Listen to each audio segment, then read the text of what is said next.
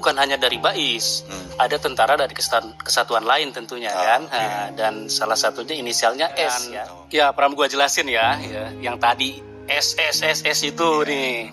Jadi kami dapat dokumennya, lalu kemudian kami juga udah ngecek ke aplikasi Get Contact ini, barang ini orang ini kan. Lalu wah benar ini orang ini tentara ya itu. Kami juga berusaha menghubungi dia. Lalu kemudian ternyata peran dia itu adalah admin Pram di salah satu grup WA. Oh, dia membentuk grup WhatsApp WA, ya?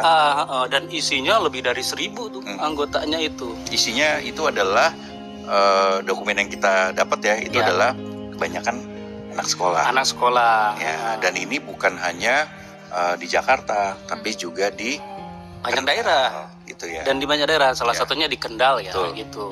Dan tugas dia di grup itu adalah salah satunya memprovokasi untuk membakar gedung pemerintahan.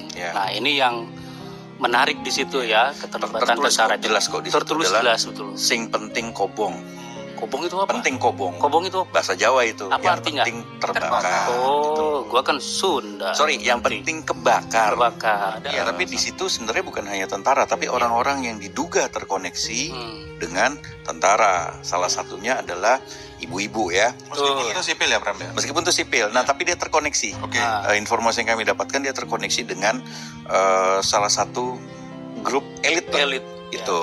Dan dia itu menghimpun massa gitu ya, untuk bergabung dalam demonstrasi, dan itu ada bayarannya. Betul. Besarnya berapa? 62.000. Nah, ini menarik, Prawan kan, karena kabinet sendiri sebetulnya terpecah ketika demo itu terjadi.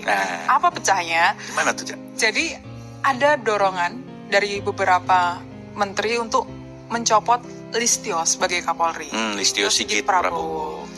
Di Jumat malam, ketika Prabowo setelah pulang dari Takziah di rumah Afan Kurniawan, Prabowo mengumpulkan beberapa orang di satu tempat. Ada seorang menteri yang tunjuk wajahnya Listio. Listio harus dicopot dan sudah ada nama penggantinya sebetulnya. Kenapa? Karena Listio dianggap gagal sebagai pemimpin lembaga kepolisian untuk menertibkan anak buahnya atau pasukannya. Dan juga gagal mengantisipasi demonstrasi ya. Betul. Dan setelah pertemuan itu, Prabowo memanggil Listio sendiri, 4 mata.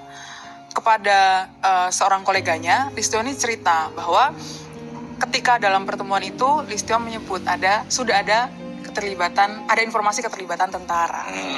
Di situ Prabowo belum firm betul. Yang Prabowo ikut datang ke rumah sakit Polri itu kan? Yes, betul.